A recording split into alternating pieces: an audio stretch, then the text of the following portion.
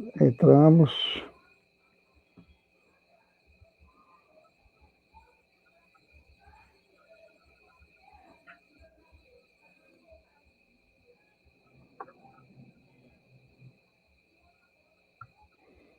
Bem, meus irmãos, estamos ao vivo já, aqui no Facebook.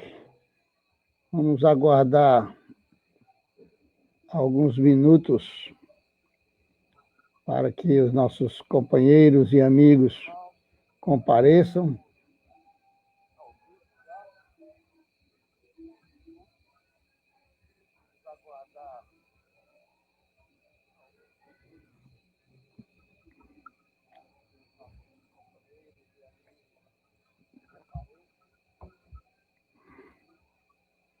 Nós estamos mais uma vez aqui com o nosso grande companheiro Lindenberg, que vai nos dar aí mais uma palhinha, né, sobre essa grande problemática do momento, né, que já era grande, né?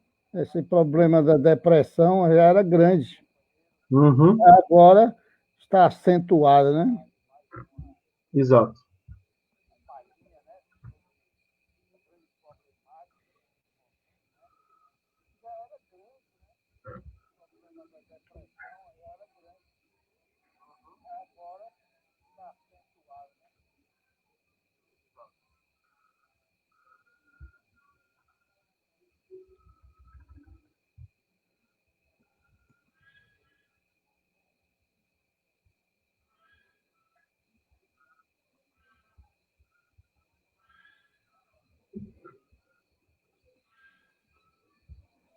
Vinte horas e um minuto.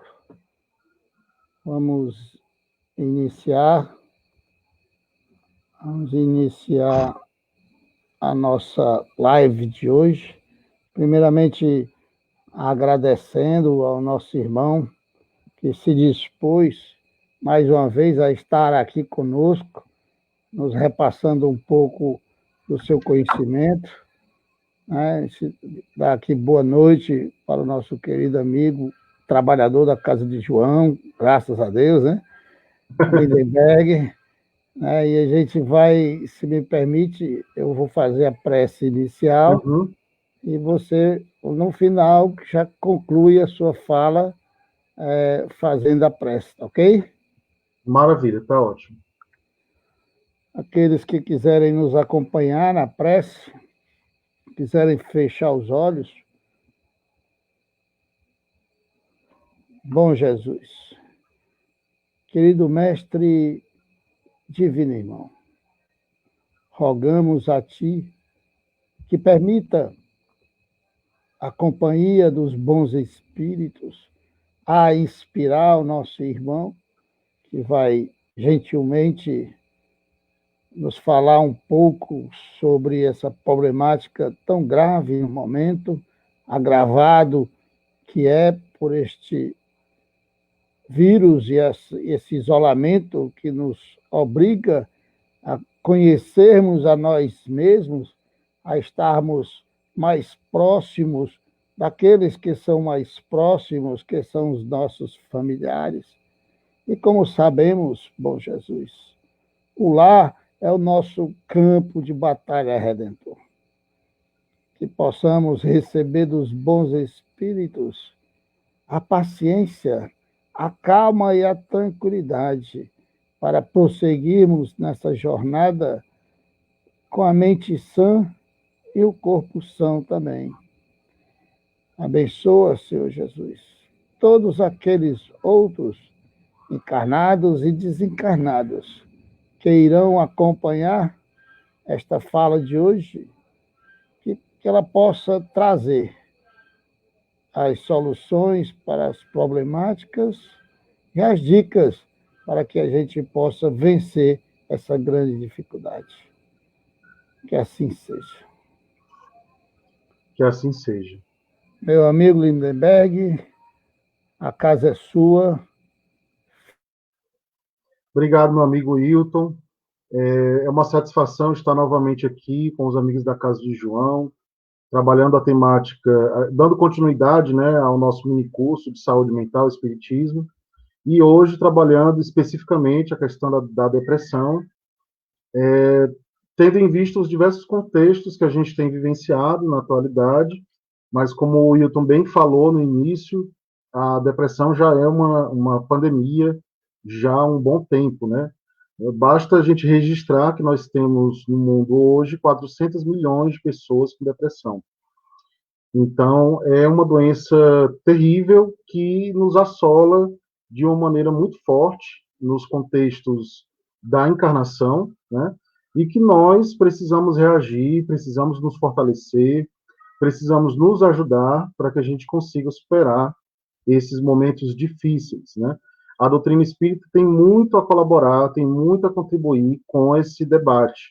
Então, a gente tem desenvolvido um trabalho já há algum tempo, sempre que possível, levando essa temática para as casas espíritas, em formato de curso, de palestra, agora no formato virtual, né?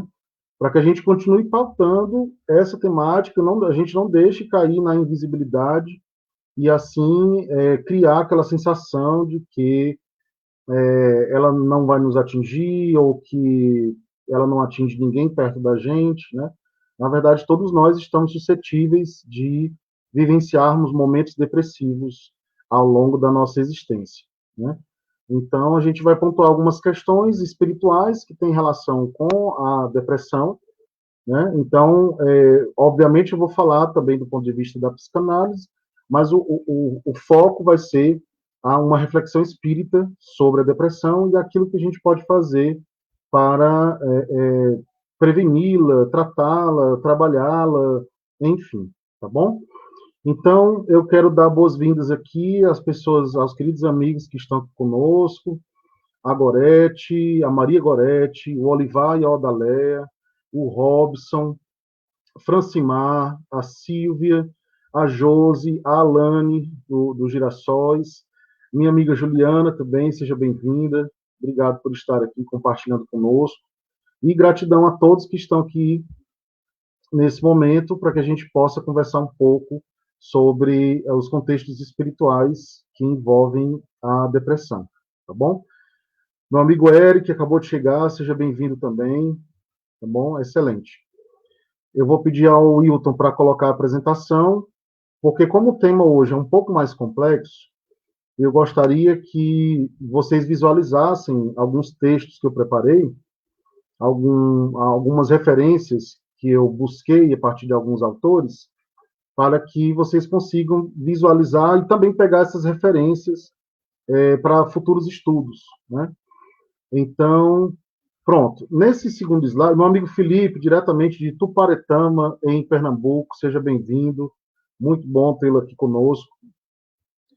Eu trabalhei essa palestra principalmente a partir desta obra, que é Depressão, Doença da Alma, do nosso já saudoso Francisco Cajazeiras, que desencarnou, né, na semana passada, mas que deixou um legado importante para a gente, do ponto de vista da saúde mental.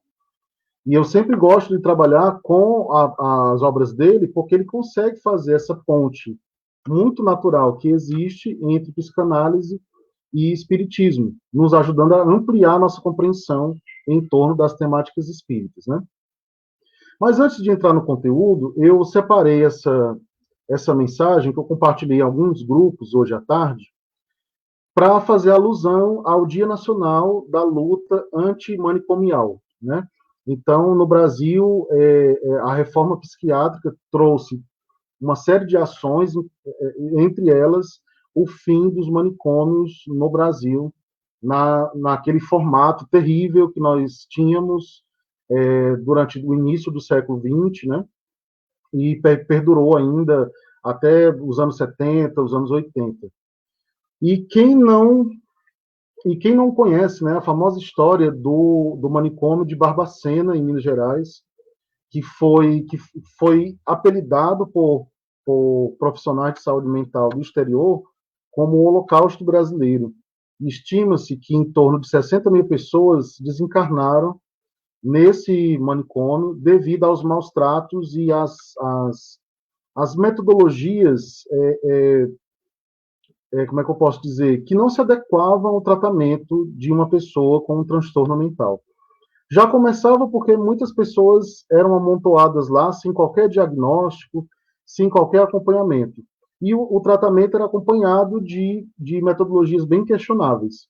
Então, muita gente desencarnou lá, nesse ambiente, e essa reforma psiquiátrica no Brasil foi extremamente necessária para que a gente qualificasse, né, o atendimento em saúde mental. É importante destacar que o atendimento digno de saúde mental, ele se relaciona também com uma perspectiva de direitos humanos. Então, cada vez mais a gente tem que lutar para que as pessoas no mundo inteiro tenham um atendimento universal, de qualidade, e um atendimento digno em relação às suas questões de saúde mental. Tá? Estamos longe ainda disso, mas é uma luta de todos nós que estamos atuando direta ou indiretamente, né, nessa área. Então, cabe aos países desenvolverem políticas públicas que possam acolher e ajudar as pessoas de forma gratuita e universal. Gratuita, né, visando as pessoas que não têm condições de pagarem por um serviço de atendimento. Né? Eu queria também registrar aqui a minha amiga Fátima, diretamente de Sobral, seja bem-vinda. A nossa amiga Sandra dos Girassóis também, seja bem-vinda. E aí, começando com algumas reflexões iniciais, a gente poderia perguntar, né? Eu coloquei aqui 4 perguntas que são importantes para a gente compreender a incidência, né, das doenças mentais no que tange à humanidade atual, que a gente tem percebido um afunilamento dessa incidência e uma ampliação, né? Na verdade, não é nem um afunilamento mesmo, é uma ampliação da incidência em relação aos transtornos mentais de variada ordem. Então, quais as causas das doenças mentais? Nós temos a explicação científica, psiquiátrica, mas nós também temos uma explicação espírita para compartilhar com vocês. Né? Quais as causas da depressão? O que caracteriza uma pessoa que tem uma tendência depressiva? Né? Às vezes se criam estereótipos. Se coloca aquela pessoa que tem uma característica, um temperamento mais melancólico, como uma pessoa propensa a ter depressão. E essa relação não necessariamente se estabelece dessa forma. Né? Nós temos diversos casos de pessoas que são tidas como alegres, pessoas expansivas, que têm muitos amigos, muitas relações, mas que têm tendências depressivas também. Então, é uma doença muito complexa de ser mapeada e de ser diagnosticada. Né? Então, não é uma questão simples, nem tudo relacionado à depressão pode ser visto a olho nu. Há contextos espirituais envolvidos ou apenas orgânicos? Sim, os contextos espirituais estão amplamente envolvidos na incidência dos transtornos mentais, de maneira geral, e, sobretudo, na ansiedade e na depressão. Né? O Bezerra de Menezes, no livro Recordações da Mediunidade, da Ivone Pereira, nos alerta que praticamente todos os casos de incidência de transtorno mental existe ali a influência espiritual.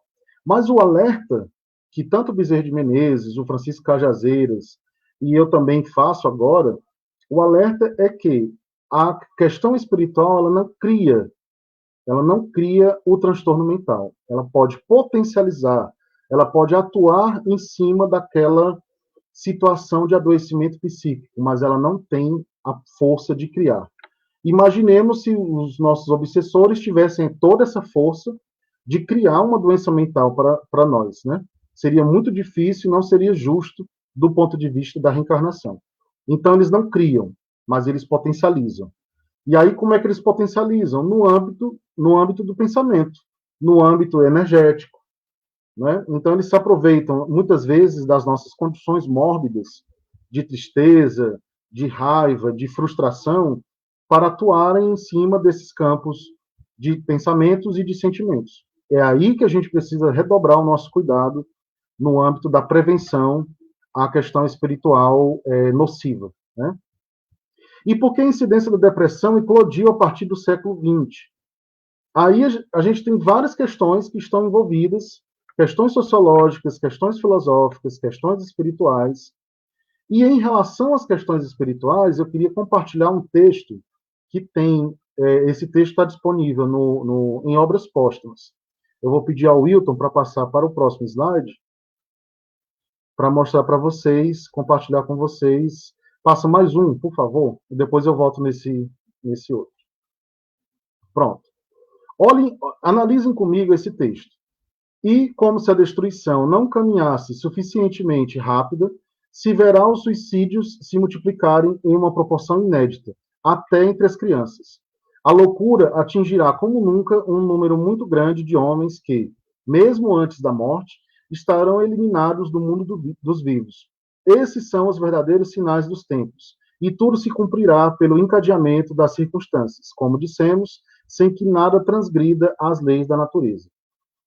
Tem uma questão aqui que está desatualizada nesse texto, que é o termo loucura, né? Hoje, nas questões de saúde mental, a gente não usa mais esse conceito de loucura, né? A gente utiliza transtorno, de maneira geral.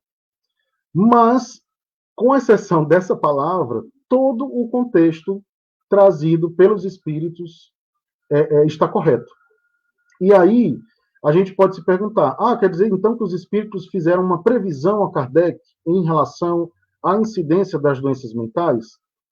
Previsão não é bem o termo, ou se a gente quiser ressignificar essa palavra, é preciso que a gente entenda que um espírito superior, quando ele olha para um quadro, ele faz uma análise geral de algo em relação à humanidade, ele tem uma visão global do que está acontecendo e do que virá a acontecer, tendo em vista a análise do comportamento humano.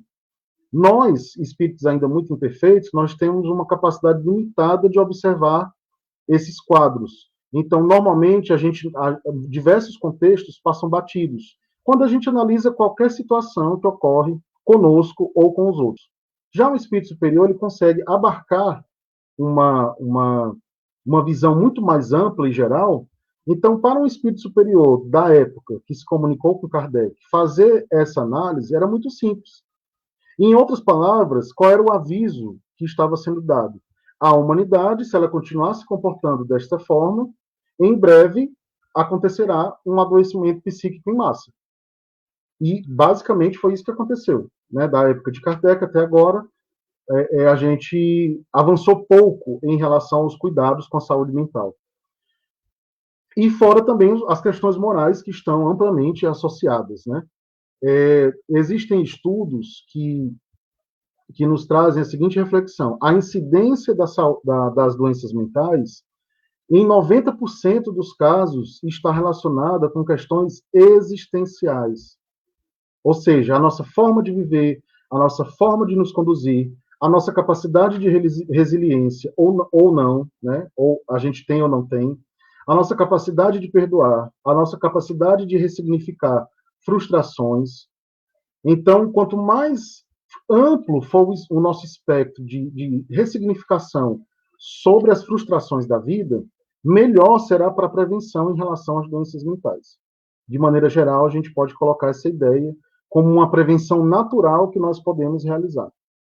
Agora, tem outras questões que podem disparar também e que têm a ver com não ressignificação, como, por exemplo, término de uma relação não esperada, perca de um emprego, o luto não ressignificado, situações familiares desgastantes, relações complicadas, relações abusivas, enfim, toda situação que você é forçado a vivenciar, mas que você acaba não tendo ainda uma capacidade de ressignificá-la.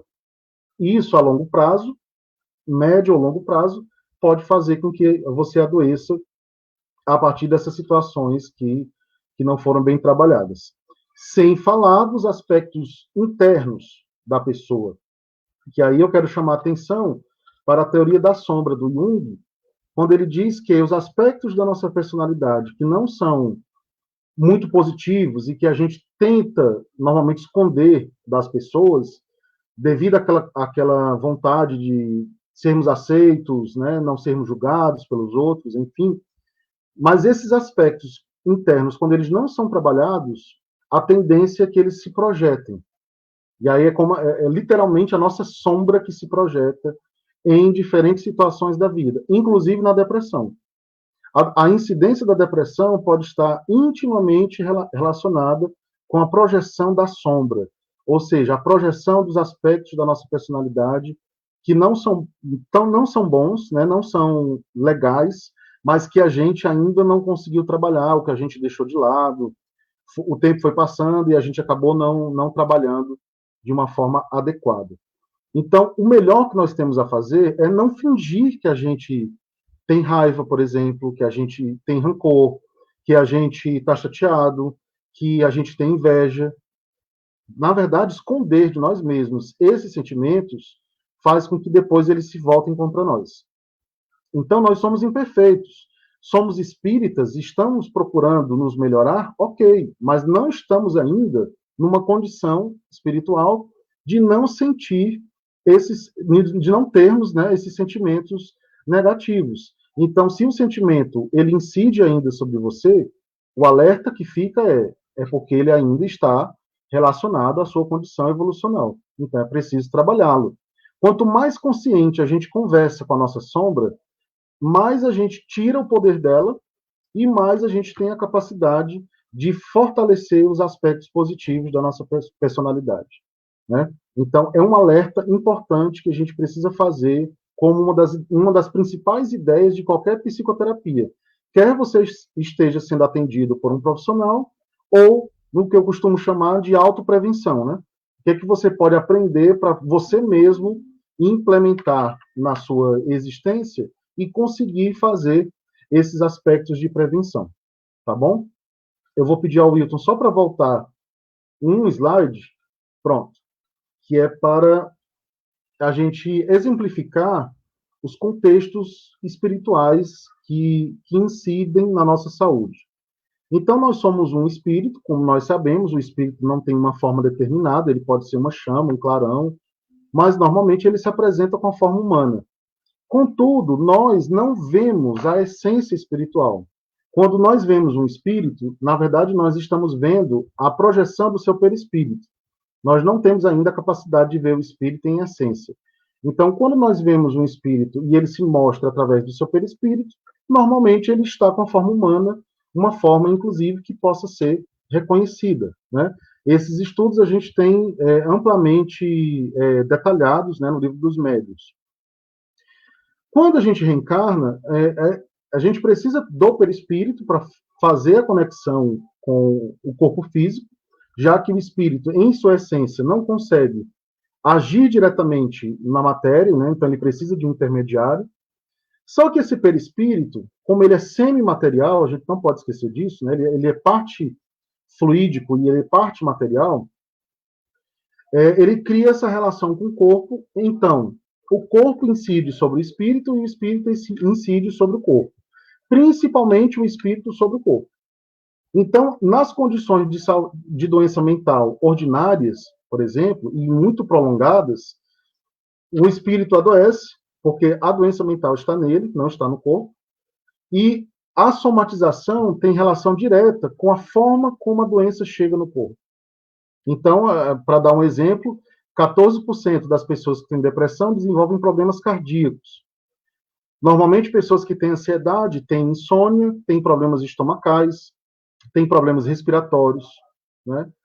Essa relação da somatização da doença tem a ver diretamente com o estado de saúde mental do espírito. Então, vamos ver aqui o comentário da Alane. Na casa espírita, muitas vezes o trabalhador acaba deixando de ir, pois tem vergonha e medo do julgamento dos outros, que infelizmente o fazem e logo taxam de obsidiado e excluído do trabalho. Perfeito. Perfeito comentário da Alane. Nada pior para uma pessoa que está em sofrimento psíquico do que ouvir verdades prontas ou cobranças por parte de quem quer que seja. Tipo, mas fulano, mas você sabe, você tem um conhecimento espírita, você já estudou, ou então você é palestrante, você... Gente, adoecimento psíquico não escolhe questões específicas das pessoas. Não escolhe. O adoecimento psíquico, ele atinge a todo mundo. independente de gênero, de raça, de cor, de nível de conhecimento. Tanto que é recomendável para o terapeuta que ele também faça terapia. Exatamente porque ele também pode cair. Ele também pode ser acometido por um transtorno, né? Na casa espírita, o que acontece, e eu sempre escuto esse relato em todas as casas espíritas que eu vou. A pessoa está com um problema de adoecimento psíquico, ela não procura o atendimento fraterno da casa, porque ela tem receio de compartilhar as suas questões e as pessoas julgarem. Então, muitas vezes, ela vai no atendimento fraterno de outra casa espírita. E isso é uma questão muito grave e que nos faz pensar sobre a sistemática das relações nas casas espíritas, que ela precisa ser modificada e ressignificada. Por outro lado, o atendimento fraterno ele pode também ser potencializado para ser um suporte importante na casa espírita. Ele não é um atendimento psicológico, a gente precisa deixar claro isso. Não existe uma terapia espírita, tá? Você pode desenvolver metodologias terapêuticas que têm um cunho terapêutico, mas nós não temos uma terapia espírita, na verdade nem pode ter, porque o Conselho Federal de Psicologia coloca restrições para qualquer dinâmica terapêutica ligada a aspectos religiosos. Então, o que nós podemos dizer é que existe uma metodologia espírita que induz a um processo terapêutico, né? Mas não existe uma terapia espírita propriamente falando. E até o momento não pode ter.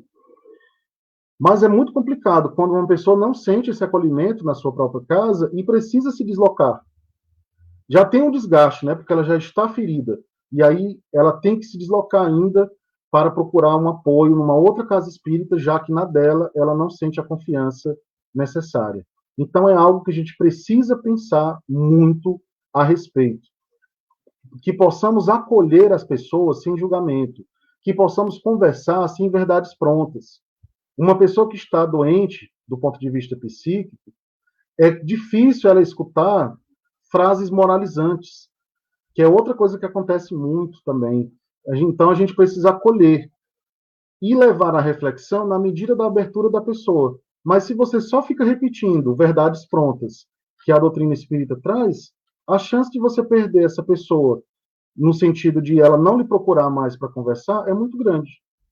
Porque ela vai procurar uma outra que possa acolhê-la sem essas verdades prontas e sem julgamentos, né? Meu amigo Grey, seja bem-vindo, que bom tê-lo por aqui também.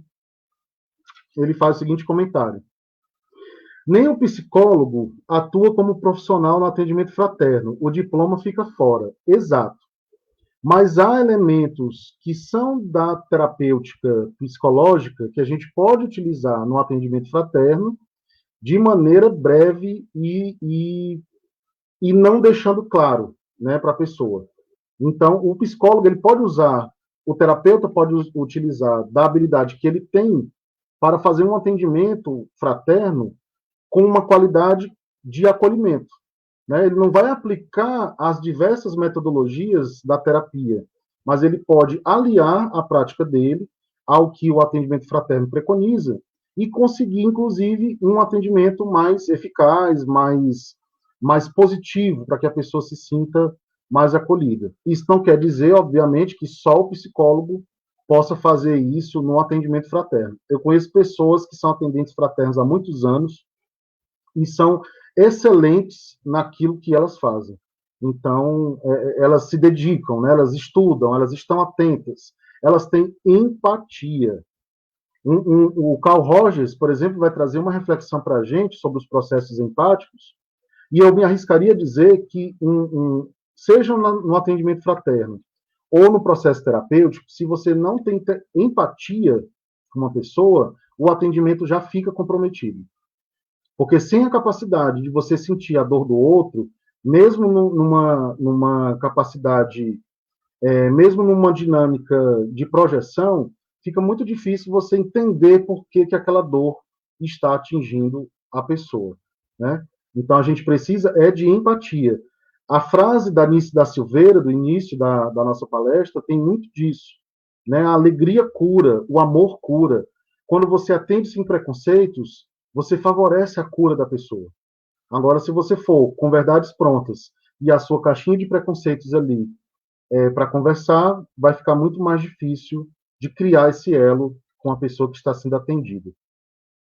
Nosso amigo Olivar diz o seguinte: seria muito importante as casas espíritas terem em seus trabalhadores um psicólogo com conhecimentos espíritas. Aqui eu queria comentar o seguinte, aproveitando que os amigos do GEAV estão aqui, a Juliana, o Grey, o GEAV oferta cursos periodicamente, né, cursos de formação de guardiões da vida para trabalhadores das casas espíritas, para ajudar aos trabalhadores a terem uma percepção mais ampla das diversas dinâmicas que envolvem a prevenção do suicídio, né? Então, eu sempre gosto de fazer essa divulgação para que as casas espíritas busquem cada vez mais momentos como esses, né? E o GEAV está super aberto para ministrar essas formações. É difícil ter um psicólogo em toda casa espírita, porque são muitas casas espíritas. Mas, ao mesmo tempo, o convite que eu faço aos meus amigos terapeutas, sejam psiquiatras, psicólogos ou psicanalistas, e sendo espíritas, o convite que eu faço é que atuem, ajudem, despertem para essa necessidade. A quantidade ainda que nós encontramos de terapeutas espíritas que têm essa relação com o espiritismo e fazem esse trabalho de ajuda ainda é pequena. Né? Aqui no estado do Ceará, por exemplo, a gente tem poucas pessoas que pautam as temáticas de saúde mental na visão espírita, em palestras, em cursos, etc. E sendo que nós sabemos que há muito mais gente, há muito mais psicólogos, psiquiatras e psicanalistas que são espíritas. Então, eu sempre fico me perguntando, aonde estão? Né? O convite que eu faço, isso que eu estou falando não é nenhuma crítica, tá? Na verdade, eu estou fazendo um convite. O convite que eu faço a esses profissionais que são espíritas é que colaborem, né? Busquem desenvolver temáticas, palestras, cursos, levando informação e prevenção para as pessoas nas casas espíritas, porque a necessidade é grande. Gente, eu cansei a forma de falar, né? Mas aconteceram muitas vezes, melhor, refazendo a frase, né? Aconteceram muitas vezes de, ao final de palestras minhas em casas espíritas, alguém me procurar para conversar, desabafar e dizer que tinha pensado em suicídio naquela semana, que estava no processo depressivo acentuado, que não sabia mais o que fazer com a própria vida. Essas pessoas estão nas casas espíritas, estão frequentando. Só que quando elas não encontram o espaço adequado para se expressarem, elas vão deixando meio de lado, porque elas ficam um pouco com vergonha de falar a respeito disso, né? Então, o convite que eu faço aos meus amigos terapeutas é: se coloquem à disposição das casas espíritas para projetos gratuitos que ajudem as pessoas. Uma vez, numa reunião mediúnica, a Casa de João está de portas abertas. Exatamente. Na Casa de João, nós temos um projeto de escuta terapêutica, que antes da pandemia funcionava toda terça-feira, que é um projeto que eu coordeno com o apoio do Wilton, né, a permissão da casa, alinhando psicanálise e espiritismo, Jung e Allan Kardec. E aí eu vou conduzindo o processo da escuta a partir de informações e conhecimentos desse manancial que a gente tem tanto no espiritismo como na psicanálise, né? Quando após a pandemia a gente vai retomar os encontros presenciais. E nesse período agora de pandemia eu tenho mantido o atendimento online, né? Mas eu não consigo atender a muitas pessoas de uma só vez porque eu sou só um. Então eu não tenho ainda esse projeto ainda não tem ainda outros terapeutas, né? Por enquanto só tem eu. Inclusive, se outros quiserem participar, também serão bem-vindos, né? Então, falta trabalhadores e a gente precisa despertar para a necessidade de desenvolver esses trabalhos, aperfeiçoar da melhor forma possível. A nossa amiga Ana Virgínia diz o seguinte: as casas espíritas precisam estar preparadas para acolher um frequentador e trabalhador em estado de depressão ou ansiedade, através do diálogo fraterno. proporcionando um alívio das dores da alma. Esse dialogar realmente precisa ser livre de preconceitos e conceitos pré-estabelecidos. Exato. Se você vai atender de forma preconceituosa ou já tendo as verdades universais que você defende, fica muito difícil você conseguir ouvir a pessoa e, ao mesmo tempo, trabalhar o aconselhamento ou palavras de apoio, né? Então, que possamos nos desligar de preconceitos. A psicanálise trabalha numa perspectiva de que não importa qual é o assunto que está gerando sofrimento para a pessoa, o que importa é acolhê-la. Então, não importa o que acontece, o que ela fez. Tem situações, gente, na terapia que vocês não imaginam, que as pessoas contam, de coisas que elas fizeram, que geraram o adoecimento delas. Imagina você fazer o atendimento já na terapia com base em preconceitos. Definitivamente não é interessante, né? A terapia não tem como funcionar de uma forma positiva dessa forma.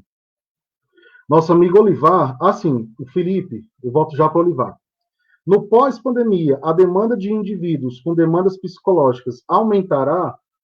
De forma prática, sim, mas essa demanda já aumentou, na verdade, né? Hoje mesmo eu compartilhei uma notícia de uma pesquisa da Organização Mundial de Saúde, alertando para o aumento vertiginoso da incidência de depressão, de ansiedade, devido aos contextos pandêmicos. Então, as pessoas elas estão impossibilitadas de presencialmente buscar um atendimento, mas tem um recurso ainda à distância, né, através das tecnologias. Mas quando a pandemia arrefecer, porque eu acho que ela não vai acabar assim de pronto, né, vai ser um processo ainda de retorno, eu acredito sim que nós vamos ter uma incidência maior nos diagnósticos de ansiedade e depressão. Eu estou particularmente preocupado com os dados sobre suicídio, porque a gente não tem esses dados ainda. Então, a gente não tem uma noção clara se a quantidade de suicídios aumentou ou não devido à pandemia. Mas, se ansiedade e depressão, os índices aumentaram, é possível que de suicídios também. Então, quando a pandemia der uma trégua, a gente vai ter esses dados atualizados também em relação ao suicídio. Olivar diz o seguinte: ontem, em uma live do Newton Souza, ele mostrou uma estatística da diminuição de suicídios no período da pandemia. Pois é, mas eu me pergunto, sim, eu não estou questionando o Newton Souza, né? Mas eu me pergunto de onde, esses dados foram tirados de que pesquisa, né? Porque a perspectiva é que não tem havido diminuição, não tem, né? Mas pode ser uma pesquisa mais direcionada, que tenha pesquisado elementos diferentes dessa pesquisa que eu compartilhei hoje da Organização Mundial de Saúde, né? Então, como eu não sei qual é a pesquisa que ele mostrou, então eu não vou assim debater muito sobre isso. A nossa amiga Sandra, a demanda por terapia é crescente e inúmeros casos de pessoas com ideações suicidas. Exatamente. É uma demanda crescente mesmo. Agora, a minha responsabilidade enquanto psicanalista, gente, é dizer que procurar de forma inadvertida a terapia também não é algo que vai resolver todos os problemas das pessoas, tá?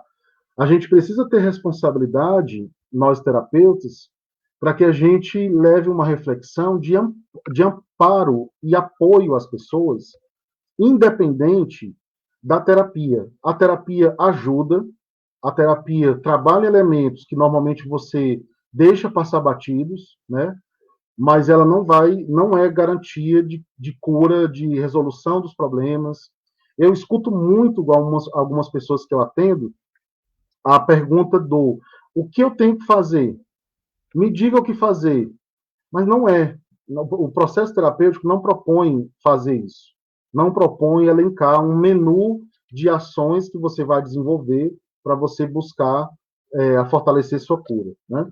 Então, é importante terapia, sim, mas eu sou da ideia da Organização Mundial de Saúde que diz que nós, seres humanos, temos que criar uma cultura de letramento em saúde mental. Então, esse trabalho que eu faço, que o GEAV faz, é, antes de mais nada, levar informação para que a gente possa divulgar ao máximo a temática, desmistificar o tabu que existe nessa temática de saúde mental, e a gente possa trabalhar informações que ajudem, que amparem, que acolham. Afinal de contas, é impossível todo mundo fazer terapia.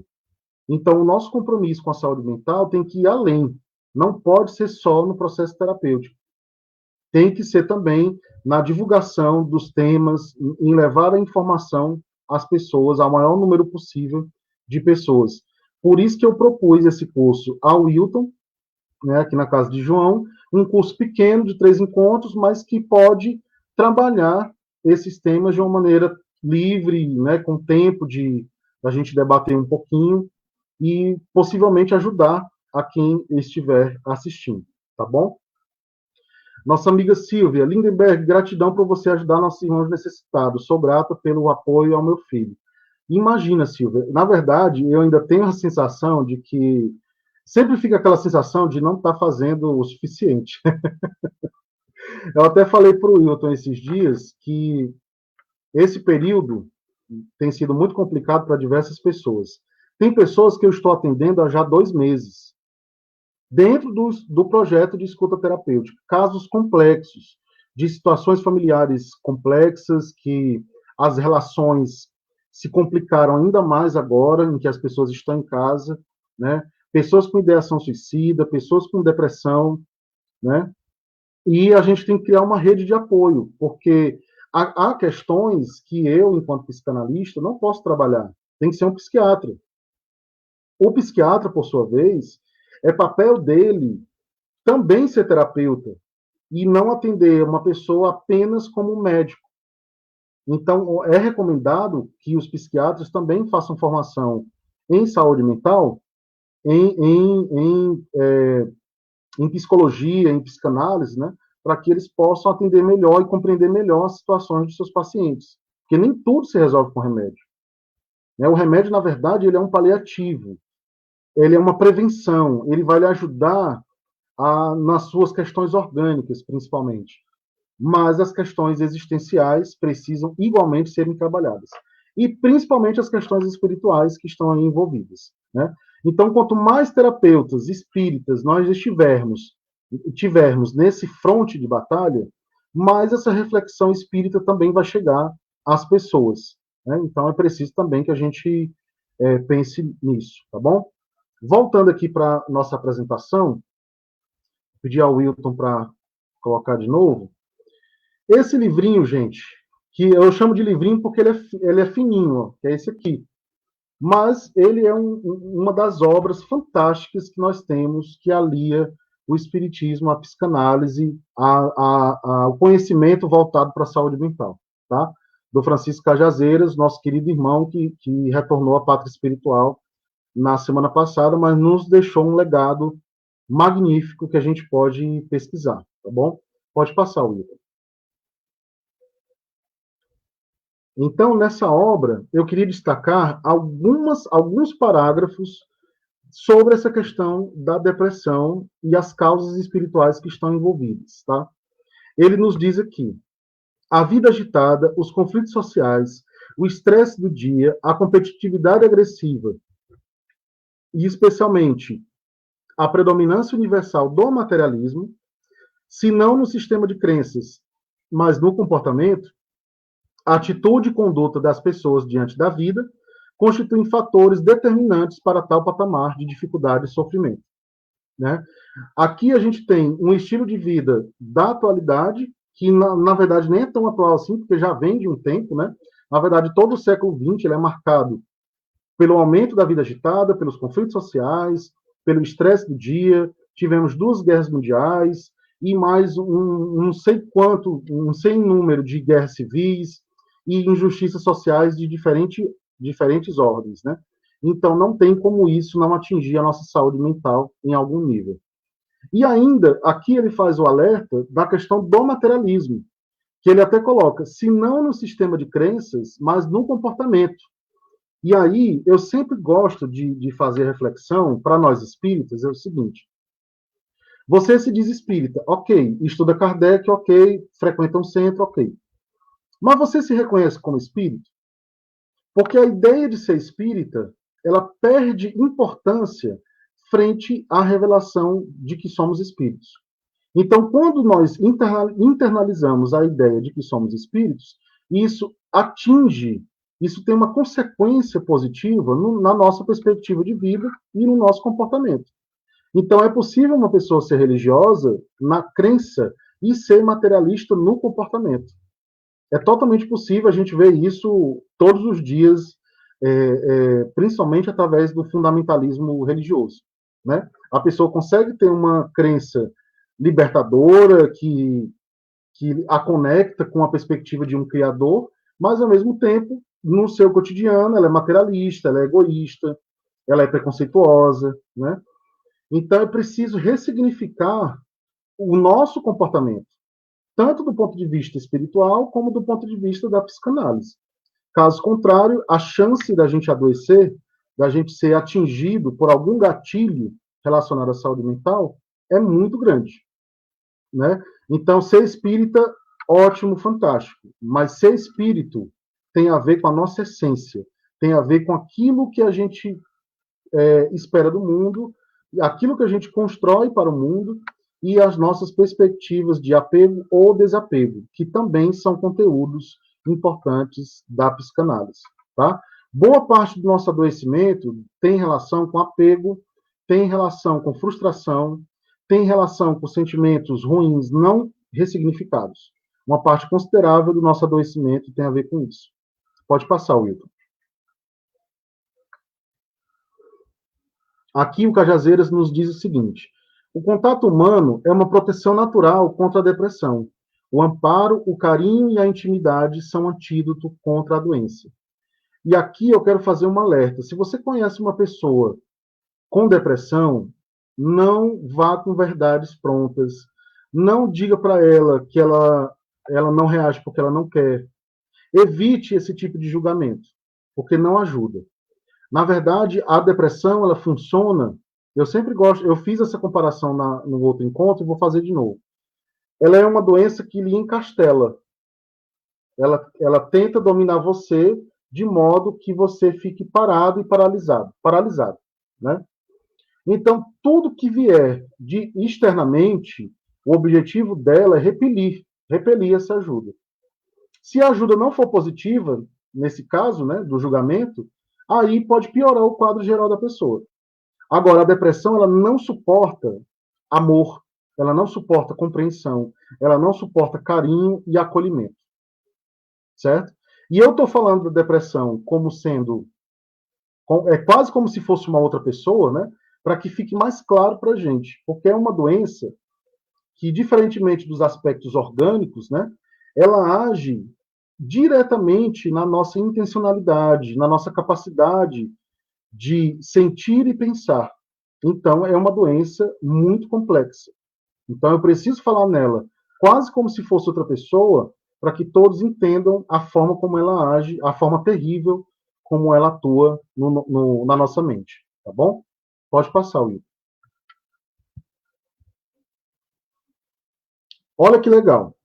Enquanto encarnado, as atitudes e os comportamentos inadequados desenvolvidos pelo espírito repercutem em seu corpo espiritual, produzindo modificações nos seus padrões vibratórios e uma deformação tecidual, que aí a gente pode falar da anatomopatologia, né? Um processo que tem a ver com doença e com a própria anatomia do perispírito, nos campos relacionados e análogos àqueles da constituição física.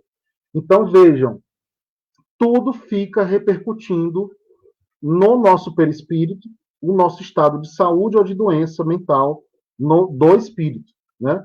Então, é comum, e uma ideia que o Cajazeiras também trabalha nesse livro, é que as pessoas que tiveram transtorno mental numa outra existência, mesmo que tenha sido numa época que o diagnóstico é difícil, o tratamento mais ainda, mas essas doenças, elas não são prontamente curadas de uma existência para outra.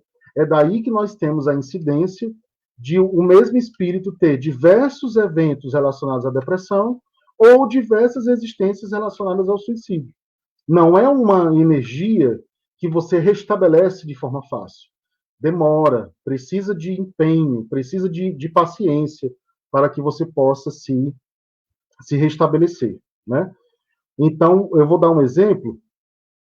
Só ler aqui o comentário do Olivar. Acredito que é uma questão de autoanálise e autocura. Conhece-te a ti mesmo. No contexto comportamental e no posicionamento espírita. Exatamente.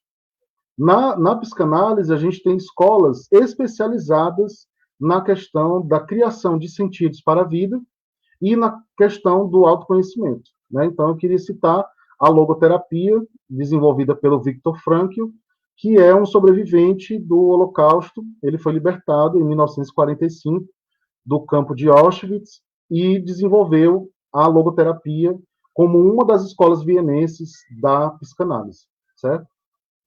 A gente pode depois, num outro momento, conversar melhor, mais demoradamente sobre ele, porque é muito interessante a reflexão que ele nos traz. Então, eu quero dar aqui um exemplo, rapidinho, de um acontecimento que ocorreu com a Ivone Pereira, que ela compartilha conosco no capítulo 6 do livro Recordações da Mediunidade, em que ela vai para Petrópolis, no Rio de Janeiro, ela vai passar um tempo lá, e ela vai morar numa casa muito antiga, próxima a um mosteiro, com muita tranquilidade, mas afastada da cidade, né? E ela, logo nas primeiras noites, eu acho, não lembro se é na primeira ou se nas primeiras, né? Ela começa a sentir algumas questões energéticas da casa. Até que em um determinado momento ela sobe no sótão e encontra lá um escritório que ela passa a estudar lá. Então ela subia para ler o Evangelho, ler as obras espíritas. E ela, um belo dia, ela viu um espírito de um suicida com uma roupa toda ensanguentada, que ele passava de um lado para outro, flutuando dentro do quarto. E aí ele desaparecia. Depois ele aparecia de novo e desaparecia. Ele estava num processo inconsciente após o seu suicídio. Então ele não tinha consciência do que estava acontecendo ali. Devido à combinação dos fluidos, ele aparecia para ela, né? E ela buscou informações sobre esse rapaz. Os donos atuais da casa disseram que a casa era tranquila, nunca tinha tido nada. Ela procurou ajuda no centro espírita da cidade, mas não conseguiu que ninguém do centro espírita fosse até a casa. Então ela teve que lutar, e eu digo lutar porque vocês vão entender, lutar efetivamente sozinha. Essa situação durou em torno de 1 ano. E num determinado momento, ela conseguiu descobrir que o primeiro dono da casa, que na verdade foi o cara que construiu a casa, ele havia se matado dentro da casa, dentro da residência. Ele estava com dívidas, era um alemão que havia se mudado aqui para o Brasil, e ele estava com dívidas e não aguentou a pressão e acabou tirando a própria vida com uma arma, né? E ele ainda vagava pela casa sem compreender completamente a situação. Aí alguém pode perguntar, mas Lindenberg, os suicidas não vão todos para o Vale dos Suicidas? Né? Quando eu conto essa história, normalmente as pessoas perguntam isso. Não, porque o Vale dos Suicidas, primeiro, a gente precisa compreender os ambientes espirituais não como ambientes universais, mas temporais, certo? Então, eles não existem de forma cânone, eles existem de forma temporária, atendendo a determinados elementos de sintonia fluídica, né? Assim que são construídas as cidades espirituais e as colônias. Tanto que Kardec e os espíritos superiores não tratam desses ambientes espirituais, porque o que é essencial é o mundo espiritual, o espírito está nele. Aonde especificamente ele vai ficar, isso aí não era importante na pesquisa de Kardec e nem na fala dos espíritos superiores, né? Então a gente precisa compreender colônias e cidades espirituais como passageiras, como temporárias, e não como construções universais que todo mundo vai para lá em algum momento. Esse irmão da história, ainda com um grande adoecimento psíquico que caracterizou o seu suicídio, estava preso à casa ainda. E lá ele permaneceu, né? Eu fiz essa digressão só para explicar, mas eu quero chegar no ponto que é a fala da Ivone. A Ivone conta no livro que ela, pela simples presença desse espírito, ela sentiu vontade de se suicidar, certo? De onde que vem isso? De uma relação fluídica do espírito com ela, uma identificação. E essa identificação advém do fato de que Ivone Pereira foi uma suicida numa outra existência, certo? Então vejam, uma pessoa extremamente espiritualizada, como a Ivone, né, com uma mediunidade magnífica, maravilhosa, já com conhecimento espírita, ela por si mesma não pensava em suicídio. Mas o fato de existir aquela relação fluídica dela com aquele irmão, fazia com que ela retomasse aquela sensação de cometer o ato novamente. Eu compartilhei isso para reforçar a ideia de que não é fácil. O espírito que normalmente envereda pelo suicídio, normalmente, isso não é uma regra, tá? Mas normalmente ele já fez isso em outro momento. E como é algo difícil de ressignificar, isso demora. A mesma coisa em relação à depressão, a mesma coisa em relação à ansiedade. Então, quando a gente reencarna, a gente recomeça o nosso aprendizado tendo em vista a nossa cura. Mas isso é um trabalho para a vida toda, né? Eu tive depressão em 2014 e eu costumo dizer que eu sempre estou em tratamento. Porque se eu pensar que não, eu estou curado, estou perfeito, maravilhoso, não necessariamente. Eu não sei que situações vão acontecer, que gatilhos poderão despertar novamente a doença, né? Então, do ponto de vista da prevenção, é melhor a gente permanecer atento e dentro de uma perspectiva de tratamento, do que achar que já superou, que está perfeito, maravilhoso. Não, estamos em processo. Então, as pessoas que eu atendo, eu sempre digo, tenham paciência consigo e encarem a situação como um processo. Porque se você encarar a depressão como uma simples dor de cabeça, que você toma um remédio e no outro dia você não está mais sentindo nada, sinto informar, mas esse caminho não é o adequado para um processo terapêutico. Processo terapêutico, notem que eu estou falando processo terapêutico, não é terapia, tá? O processo terapêutico engloba ressignificação e desenvolvimento de perspectivas e aprendizados. Então, se você tomar uma medicação psiquiátrica, ela será apenas mais um elemento a complementar o tratamento. Mas não é nem o primordial, porque o primordial é a mudança mesmo de perspectivas, né? Aí alguém pode perguntar, Lindenberg, mas e os casos da depressão orgânica, né? Esse caso é muito mais complexo e vai precisar muito mais de ajuda da medicação, né? Quando a pessoa organicamente já reencarna com a deficiência de determinadas substâncias que a levam à depressão. Então, a medicação ela vai ter que tomar a vida inteira, praticamente, né? Para que ela possa se sentir minimamente bem e ter uma vida razoável, né? Mas a incidência que tem a ver com questões existenciais, aí essas vão precisar da nossa atenção máxima, tá bom? Wilton, passa o próximo, por favor. Vamos lá. A predisposição patológica à depressão, assim como qualquer outra predisposição patológica, nem sempre precisa ser manifestada da existência do espírito encarnado, podendo permanecer latente durante toda a vida. A doença, então, torna-se clínica na dependência de como reage o indivíduo às mais diferentes e específicas experiências patrocinadas pela vida no mundo material. É assim que ela surge mais ou menos tarde, nessa ou naquela circunstância, sempre na dependência da forma como o espírito a encara. Gente, esse simples parágrafo é de um ensinamento, assim, para nós, é um convite para que a gente possa trabalhar o nosso autocuidado e trabalhar as nossas perspectivas de mundo que eu vou ser muito sincero, eu me sinto abraçado por esse texto do Cajazeiras. Porque é muito isso, é um texto de acolhimento, é um texto de alerta, mas também de acolhimento. De dizer que mesmo uma pessoa, mesmo um espírito, que já vivenciou em outra existência algum transtorno mental ou suicídio, ele não necessariamente vai ficar repetindo indefinidamente. Vai depender muito do poder de ressignificação das situações que acontecem na nova existência. Então, pelo bem da nossa saúde mental, que possamos investir tempo e dedicação a observarmos como nós nos sentimos. Por que aquela situação gerou chateação?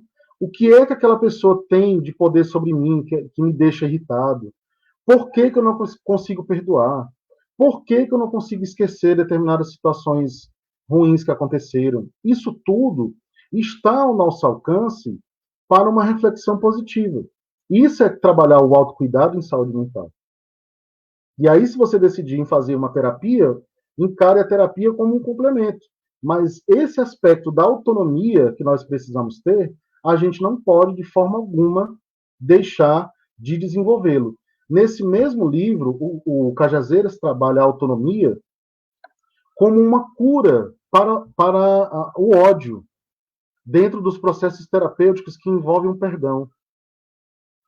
E aí, na doutrina espírita, o perdão tanto é um conteúdo evangélico, no sentido de estar no Evangelho segundo o Espiritismo, mas também é um conteúdo psicanalítico de autocuidado, de você se fortalecer contra as intempéries da vida, contra as decepções, contra as frustrações.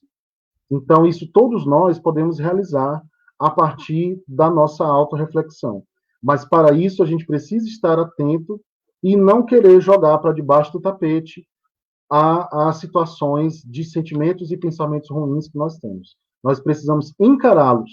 Eu costumo dizer que você precisa olhar para a sua sombra e mostrar para ela que você está vendo ela.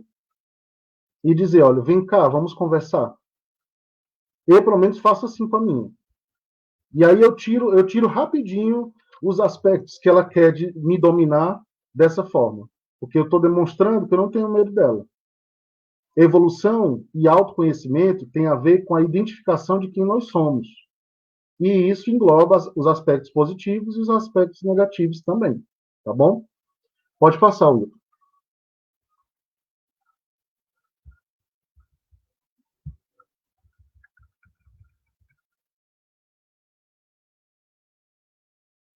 Fatores anímicos, ainda do livro do Cajazeiras. As causas espirituais propriamente ditas, né, da depressão, são as que dizem respeito às imperfeições ou distorções morais da própria individualidade. E, por isso mesmo, podem ser ditas anímicas. Anímicas e espirituais, né, porque são do próprio espírito, nesse caso. Essas dificuldades anímicas exteriorizam-se na prática a partir de uma agressão formal, vejam que bacana, que interessante, intensa e repetitiva às leis naturais, resultando, a partir da compulsória reação da lei de causa e efeito, em distúrbio doloroso, clamando atitude e mudança comportamental.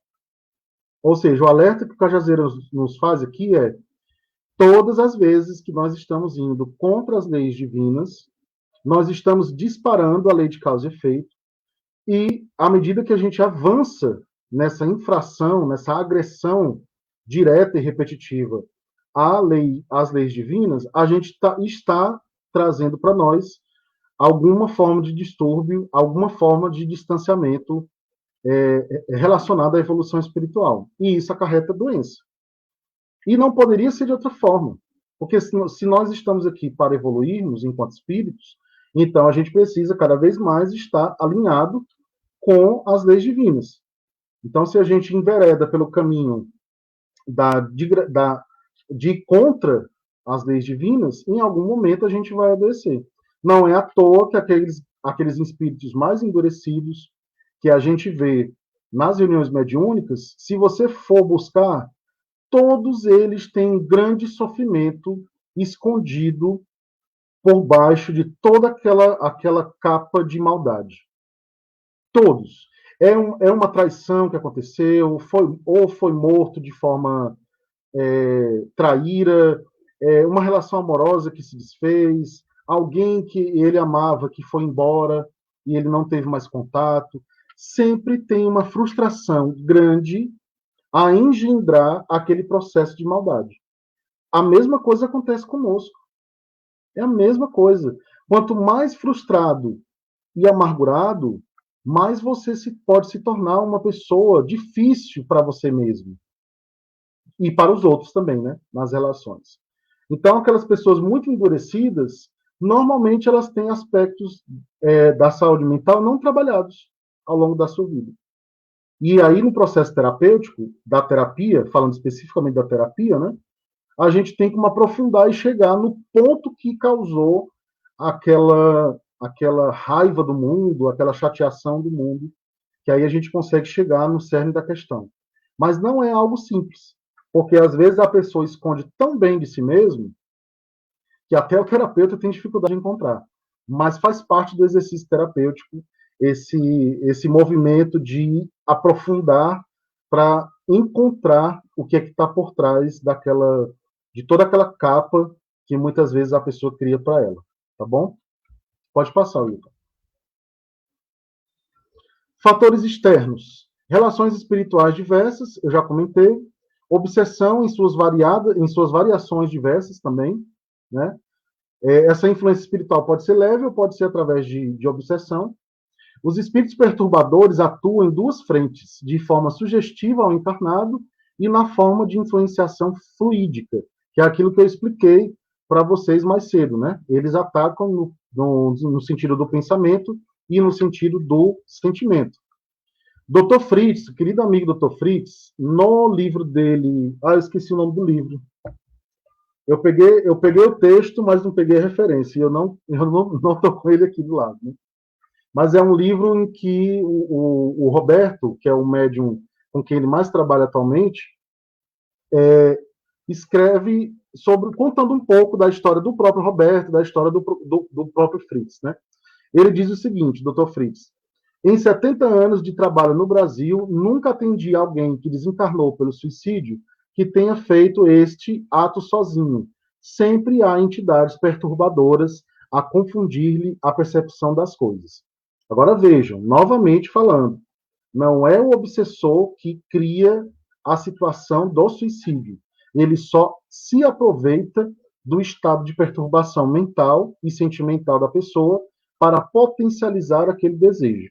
Mas nenhum obsessor tem o poder de criar essa perturbação mental, tá bom? Só para reforçar essa ideia. Minha amiga Fátima, muito proveitosa essa palestra, já estou incrementando minha psicoterapia no diálogo com a sombra. Perfeito. Todos nós precisamos. Pode passar. Inclusive, Fátima, na próxima semana tem mais um encontro aqui do nosso mini curso que a gente vai divulgar depois do dia, tá bom? Fatores externos. Lá no livro dos médiuns, nós temos a seguinte reflexão: a obsessão muito prolongada pode ocasionar desordens patológicas e reclama, por vezes, tratamento simultâneo ou consecutivo, quer magnético, quer médico, para restabelecer a saúde ao organismo. Exatamente. Por isso que também na psicoterapia, se é que eu posso chamar assim, né? Mas vamos chamar de processo terapêutico.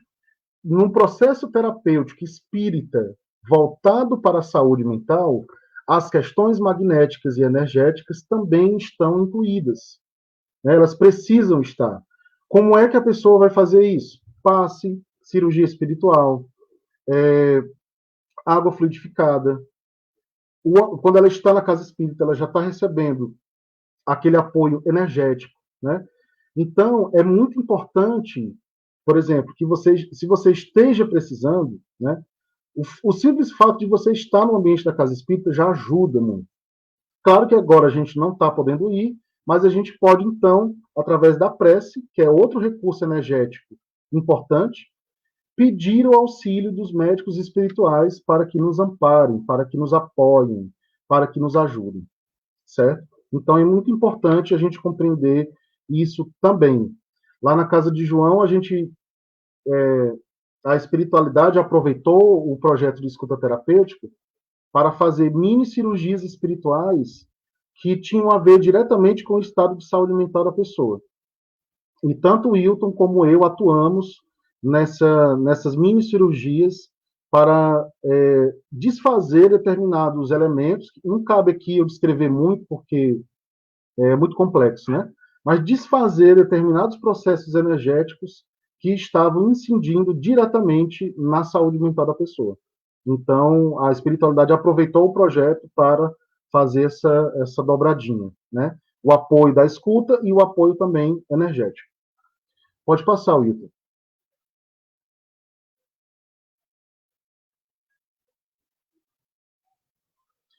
Esse aqui você pode passar também, que eu já comentei, que era a questão do que o Bezerra de Menezes disse a Ivone Pereira, no livro Recordações da Mediunidade, né? Pode passar.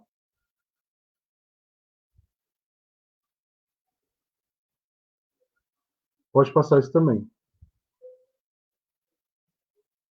Pode passar também. Pode passar. Os sintomas são aqueles sintomas que a gente, de maneira geral, já conhece, né? Humor triste, ansioso ou vazio, persistente, né? Não é aquela tristeza que vem e vai embora. Normalmente é aquela tristeza que vem, demora, passa 2, 3 dias, semanas, às vezes meses, né? Então a gente sempre precisa ficar atento a essas variações de humor que a gente tem, porque dentro dessas variações também podem estar alguns sinaizinhos ali que a depressão pode estar dando. Sentimentos de desesperança, luto, pessimismo, também muito prolongados, irritabilidade constante, sentimento de culpa, inutilidade, desamparo, perda de interesse ou prazer na vida. Aliás, gente, o alerta que eu faço é que a depressão adora que você deixe de fazer as suas coisas que você gosta. De que você deixe de sair com os amigos, de que você deixe de sair com seu amor, que você deixe de ter os seus hobbies, de fazer aquilo que lhe dá prazer. E quanto mais ela tiver controle sobre você, para ela vai ser melhor. Porque normalmente as ações prazerosas que a gente desenvolve, elas trabalham com aumento de substâncias que dão prazer, como os hormônios do humor, por exemplo. E isso a depressão não quer que a gente faça. Ela quer que a gente fique ali, quanto mais no estado mórbido, melhor, para que ela possa atuar livremente. E, ao mesmo tempo, as substâncias positivas, como a serotonina, vão lá para baixo, para que ela possa agir de forma aberta, né? A depressão muito prolongada, ela pode diminuir tanto a, a quantidade da serotonina no corpo, que somente o tratamento medicamentoso vai ajudar a equilibrar esses níveis de serotonina, né? Isso para dar um exemplo só, mas tem diversos outros. Diminuição da energia ou fadiga constante. Muito cuidado para processos insistentes que você não consegue se sentir disposto, né? Você está sempre muito cansado, sempre muito fatigado, enfim. Mover ou falar mais devagar, isso também é uma característica, né? Você parece que você está em câmera lenta, né? Então, muito cuidado a esses processos. Sentir-se inquieto ou ter problemas para ficar sentado. Sentir indisposição para acordar pela manhã, porque sabe que enfrentará o mundo. Então, a pessoa acaba querendo prolongar o sono o máximo que ela puder, né? Pode passar, Wilton. Dificuldade de concentração, lembrança ou tomada de decisões, dificuldade para dormir, esse é um dos sintomas mais comuns. Muito apetite ou apetite mínimo, ela atinge drasticamente no seu apetite, quando ela avança, né, a depressão. Então você pode ficar com muita fome o tempo inteiro ou praticamente não ter fome o dia todo. Esses extremos a gente tem que ficar atento, né? Pensamentos de morte ou suicídio, ou tentativas de suicídio. A depressão é a segunda causa de suicídio no mundo, portanto, é uma incidência altíssima, tendo em vista que a gente tem quase 1 milhão de mortes por suicídio no mundo todo ano, né? Então, se a depressão é a segunda causa que mais incide no suicídio, isso é uma questão gravíssima. Dores de cabeça, cólicas ou problemas digestivos, sem uma causa física clara, ou que não se aliviam mesmo com o tratamento. Exatamente. como ansiedade e depressão estão muito ligadas, os problemas digestivos, problemas estomacais, vão estar aqui na ponta desse processo. Aquela pessoa que come, tudo faz mal para ela, ela não consegue se sentir bem com nada. Ela come um pouquinho, já fica empachada, parece que ela comeu assim horrores, né? Então, essas disfunções, a gente precisa estar atento, porque podem também ser sinais aí de um processo já depressivo, tá bom? Wilton, pode passar. Aqui alguns dados que eu já comentei, né, da incidência da depressão no mundo. Eu quero destacar aqui desses dados que as mulheres são mais acometidas por depressão, né? Não existem estudos conclusivos a respeito para explicar por quê.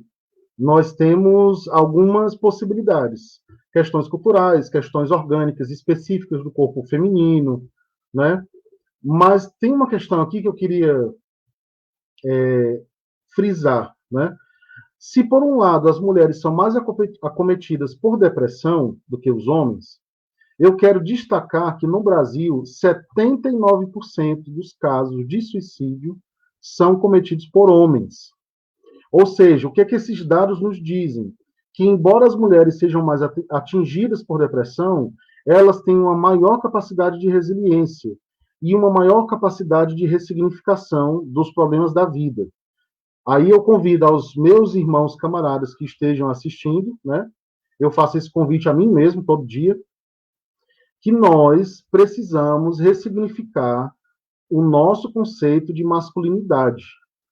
Porque se a nossa masculinidade é um empecilho para que a gente enfrente os problemas de saúde mental, porque a gente acha que isso é fraqueza, porque a gente acha que isso é besteira, que a gente não tem que estar preocupado com isso, eu sinto muito em lhe dizer. É um caminho muito perigoso.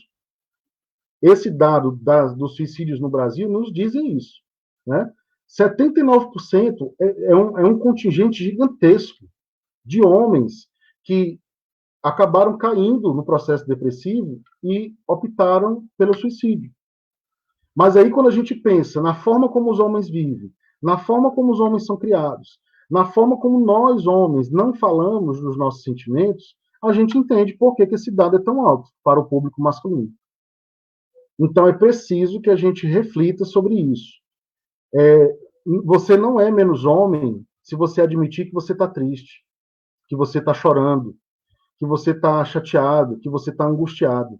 Você não é menos homem, do ponto de vista amplo, por conta disso.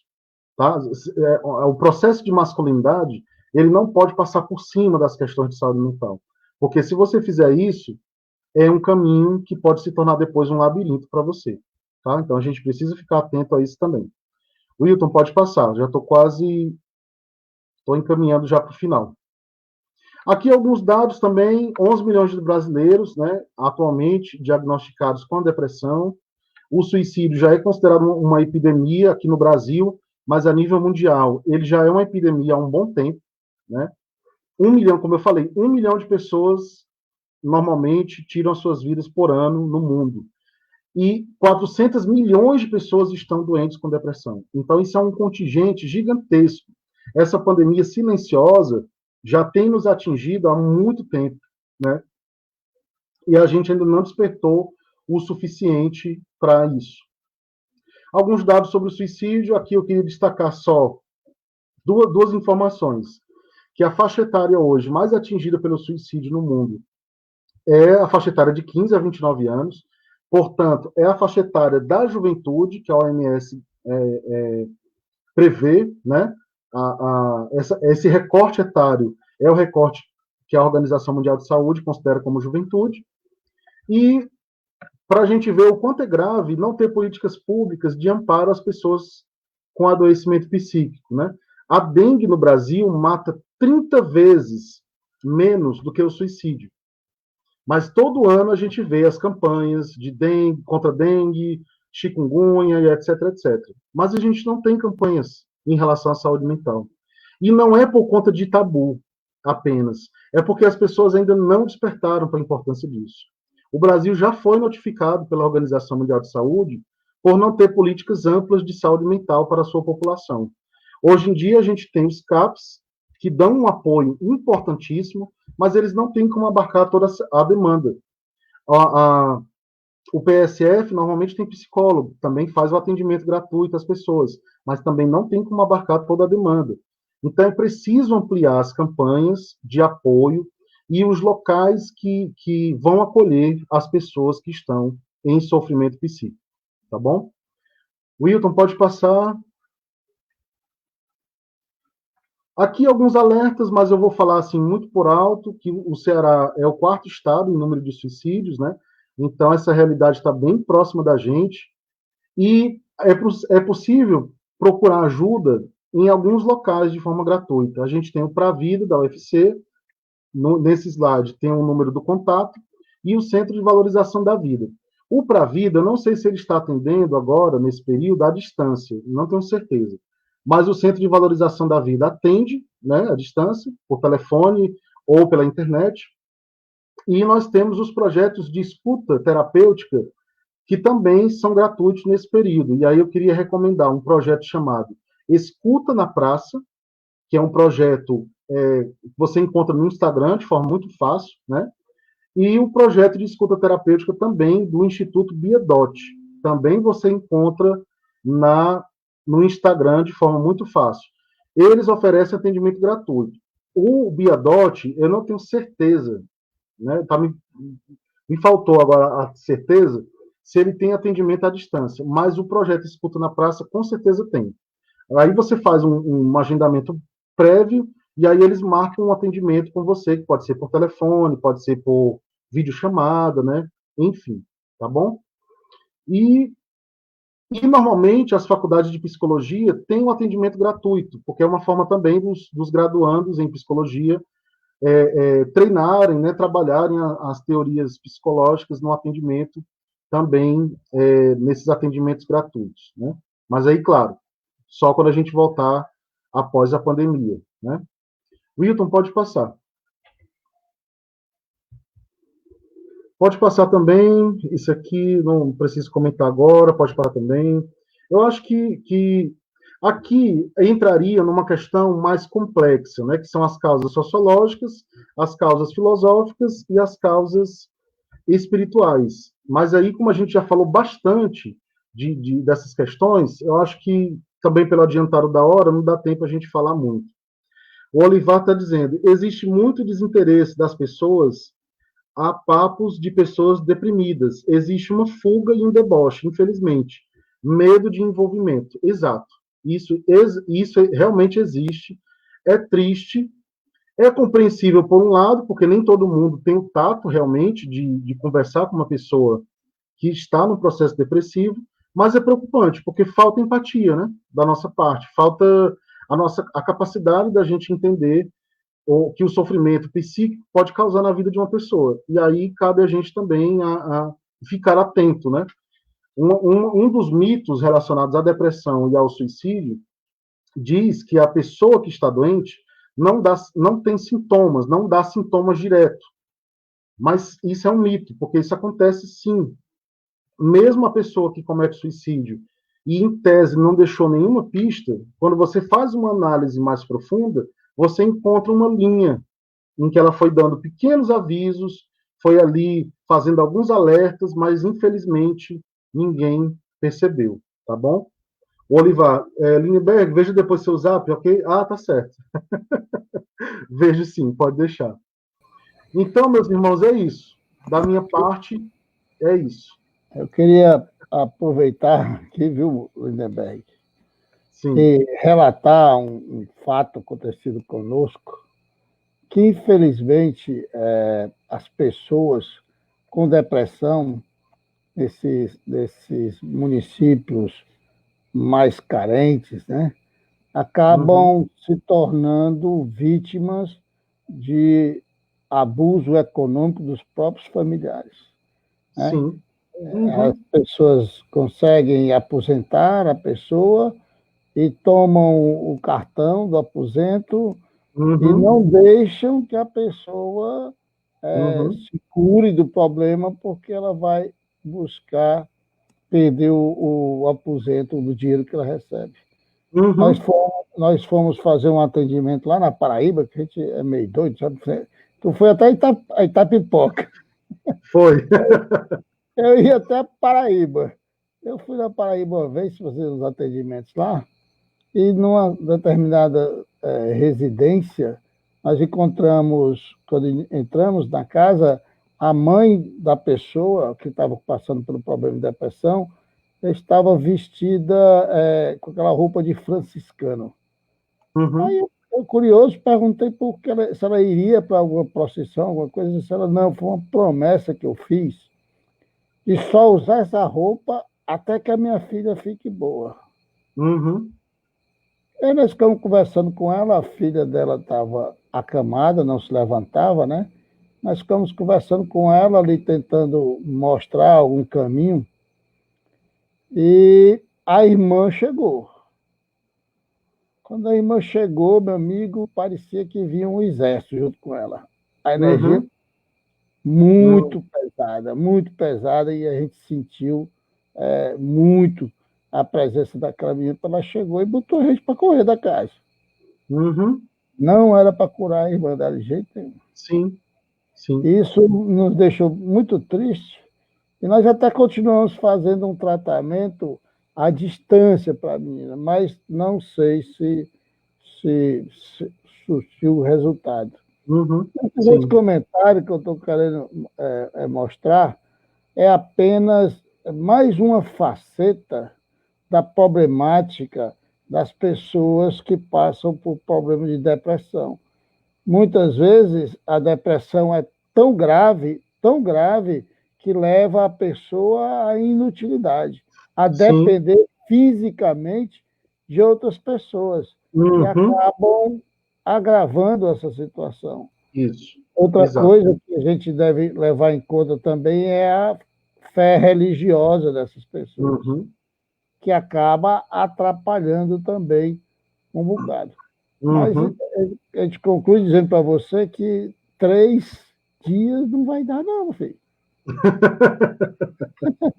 A 3 dias gente, não vai dar, mas. a gente pode continuar, não tem problema não, porque assunto não É, falta, temas não, não faltam, e aí a gente pode dividir melhor e ficar mais, enquanto o vamos, período de distanciamento durar. ter que assinar o contrato, prorrogar o contrato, né? Aumentar o cachê, porque o Olivar já está querendo ali, estou sabendo, estou percebendo que já está querendo desviar ali o.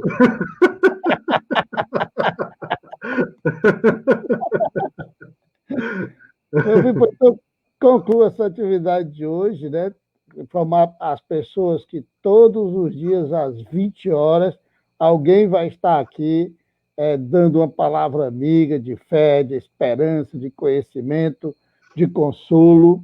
Essa atividade da Casa de João, estava até falando aqui com a amiga nesse instante que me procurou, pedindo ajuda no WhatsApp, me deixa muito feliz, porque a gente vive o Espiritismo, você sabe, a gente vive o Uhum. Espiritismo realmente, e a casa de João estava parecendo aquele cemitério abandonado. Só tinha alma penada. A gente acabou com essa atividade, ajudamos muitos, Uhum. graças a Deus. Você conclui Verdade. aí com a prece aí, meu amigo. Tá ótimo. Pois, meus irmãos, eu agradeço demais a participação de todos, agradeço ao Wilton pela receptividade a esses temas, né? Então, nesse momento, que a gente possa agradecer à espiritualidade amiga, sempre pelo apoio necessário que nos chega em relação à nossa encarnação atual. Quem é que forma essa espiritualidade amiga? A começar pelo nosso anjo guardião, os nossos mentores, os nossos espíritos familiares de outras vidas, os nossos amigos queridos, todos aqueles que, de alguma forma, estão sempre cuidando, velando, zelando pela nossa vida material, pelo nosso aprendizado, pelos bons pensamentos, pelos bons sentimentos. Essa fraternidade entre os dois planos, o espiritual e o material, fortalece a evolução planetária no sentido mais amplo. Então, que possamos sempre agradecer a eles pelo apoio recebido. E, claro, sem esquecer de agradecer a Deus, nosso Pai Criador, que é quem permite que essa rede de solidariedade entre espíritos encarnados se estabeleça com vias ao progresso geral. Que assim seja.